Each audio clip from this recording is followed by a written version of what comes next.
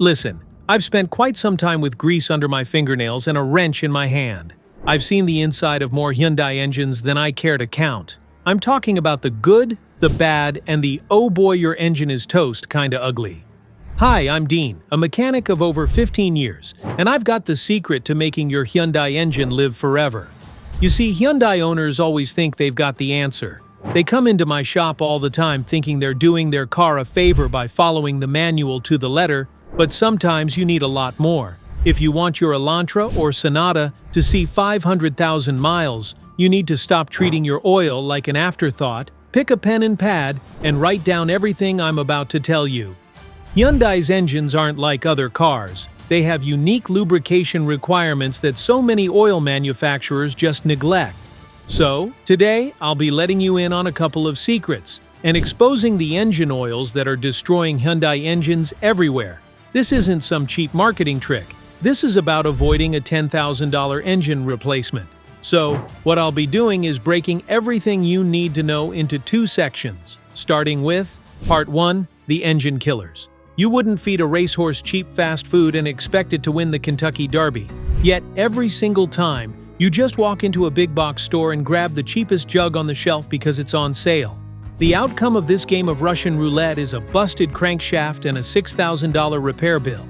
But don't you worry because I've got you covered. Here is what you need to avoid if you want to keep your Hyundai out of the scrapyard. 1. The discount mystery oil. You see it, I see it, we all see it. The giant stack at the mega store. The jug with the generic motor oil label slapped on. Priced so low it feels like you're stealing. Well, not so fast. There's no reward for cheaping out with your car's oil. Here's the truth about that stuff. It's not that it isn't oil, it's that it's oil built to a price, not a standard. The spec sheet, if you can even find one, is a masterpiece of vagueness. The critical killer for modern Hyundais, especially those with gasoline direct injection (GDI), is the flashpoint and NOAC volatility. And I'll explain both of these, starting with flashpoint. You see, that is the temperature at which the oil vapors will ignite if exposed to a flame. Cheap oils have lower flash points, sometimes dangerously so. In a GDI engine, raw fuel constantly washes down the cylinder walls, diluting the oil in the crankcase. This is called fuel dilution. Long story short, if your oil has a low flash point, that diluted fuel/oil mixture vaporizes more easily in the hot engine. The million-dollar question is, where does it go though? Straight into your PCV system, gunking up your intake valves with nasty, crunchy carbon deposits, a notorious GDI weak spot. It's like your oil is evaporating and turning into engine plaque. The outcome of this? An inevitable engine replacement. Next up, NOAC volatility. Bet this sounds new to you. Well, this fancy term simply means how much of your oil evaporates when it gets hot. High NOAC equals high evaporation. Cheap oils evaporate more. So, between changes, you're not just losing oil volume, leading to low oil level, which Hyundais are not forgiving about. You're losing the lightest, most critical friction-fighting molecules first. What's left behind? A thicker, sludgier, less effective residue. You're literally running on the dregs. Basically, using that cheap grease in your Hyundai engine is just a waste of your time. It can only do the job for about 5 seconds. I'm not done just yet. Oil isn't just base stock. It's a cocktail of chemicals engineered to perform. Premium oils have a robust additive package. Do you know anything about this additive package? For one, there are the detergents and dispersants. These are the housekeepers. They surround soot and sludge particles and keep them suspended in the oil, so they can be drained out at your next change, not deposited in your oil galleries. Cheap oil means weak housekeeping. The gunk settles, and permanently too. Then, there are the anti-wear agents, like ZDDP. These form a protective sacrificial layer on metal surfaces like cam lobes and lifters. Specifications have reduced ZDDP levels over the years for catalytic converter longevity, but good synthetics compensate with other advanced anti-wear chemistry. Budget oils often run the bare minimum, leaving critical components vulnerable, especially during startup. And lastly, there are the friction modifiers. Have you ever wondered why your Hyundai uses up a full tank like that?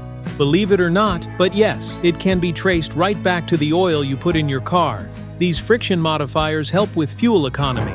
In a cheap oil, they're the first to break down or be absent, which is ironic because people buy the thin 5W20 for MPG, then use an oil that can't maintain its friction-fighting properties.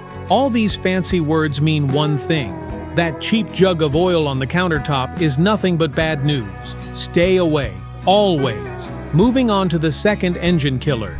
This is one mistake pretty much every car owner has made at some point. That is, 2.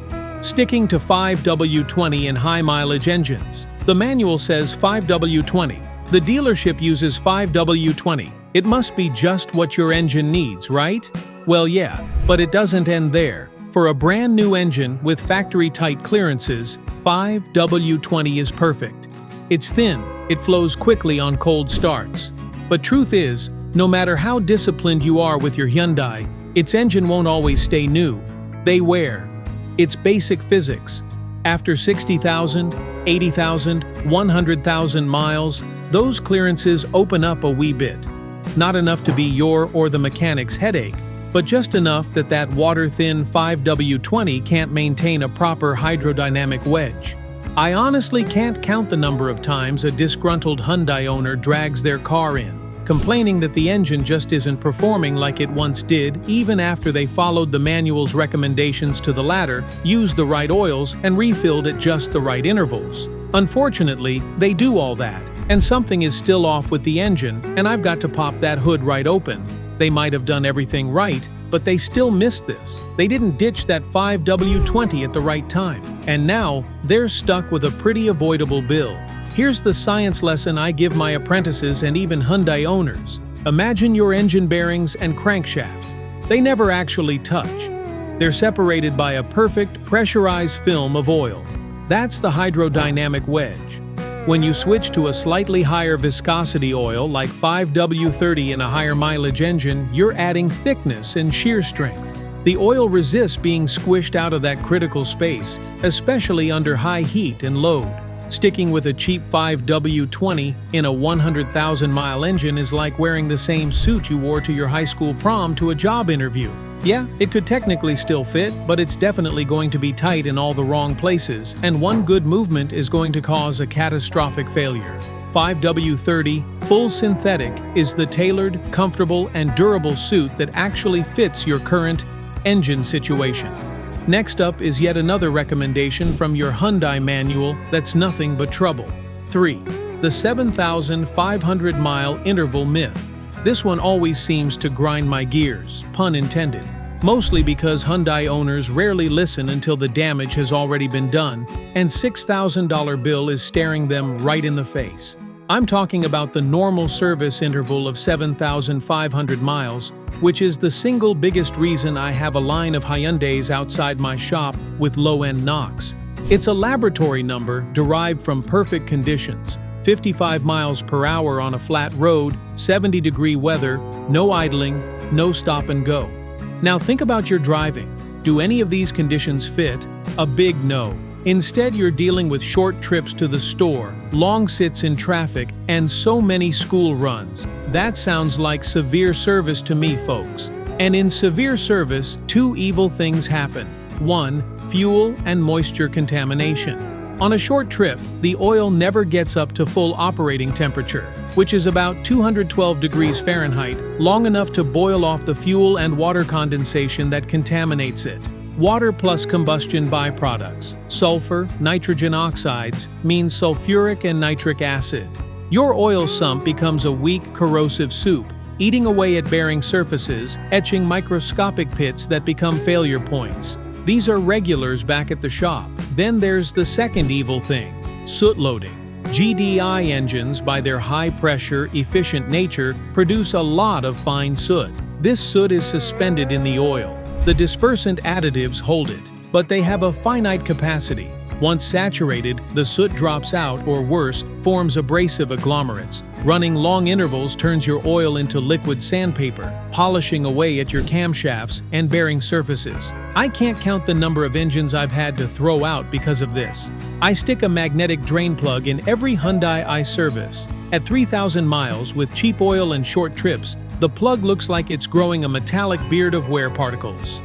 At 5,000 miles with good oil and mixed driving, it often has just a faint dusting. At 7,500 miles, I pulled one from a Santa Fe last week that looked like a chia pet for magnets. The owner swore he followed the manual. He also needed a new short block. Change your oil based on conditions, not a sticker. 4. Blending brands and weights. As I said at the start, there's really no reward for cheaping out or Frankensteining your maintenance. You didn't get that, right? Well, let me explain real quick. I had a quart of 5W20 Super Slick and half a quart of 0W30 Megalube, so I just topped it off. I've heard it all. Mixing brands and weights is just as dangerous as using those discount mystery oils. Different oils use different, often proprietary, additive packages. These complex chemical soups can react with each other. They can form insoluble precipitates, a fancy word for sludge. Once it forms, it acts like cholesterol in an artery. It blocks the vital flow of oil to your variable valve timing solenoids, your hydraulic tensioners, and your turbocharger's feed line. A clogged oil gallery is a death sentence for your Hyundai engine. So what do? It's simple. It's time to be committed. That means finding one premium brand and weight and getting married to it. Your engine craves consistency. Stick to a consistent, high-quality regimen, or you'll be looking at a $5,000 to $10,000 engine replacement bill. If you're in a true emergency and need a top-off, match the weight first and the spec second, but consider it a warning to do a full change soon. Okay, enough doom and gloom. With all these don'ts, you could do with some dose. So, let's talk about building a legacy. Here's exactly what to put in your car and why. Part 2. What your Hyundai actually needs. If you want to be the person who rolls into the shop in 30 years with a smooth-running relic, you have to be disciplined. And I'm about to let you in on just how disciplined you've got to be. Beginning with 1. Premium Full Synthetic 5W30. I've already gone over this, but I'm going to break it all down a little more. For any Hyundai with over 50,000 miles, 5W30 is your new best friend. Now, let's break down the code, starting with 5W. Did you know the W stands for winter? This number indicates the oil's flow at cold temperatures, specifically -13 degrees Fahrenheit. A 5-watt flows almost as easily as water at startup, getting oil to the turbo and top-end components in milliseconds. This is vital. Over 75% of engine wear happens in the first few minutes after a cold start. A good synthetic 5W flows better at -30 than a conventional oil does at 0. Now, for the 30 behind.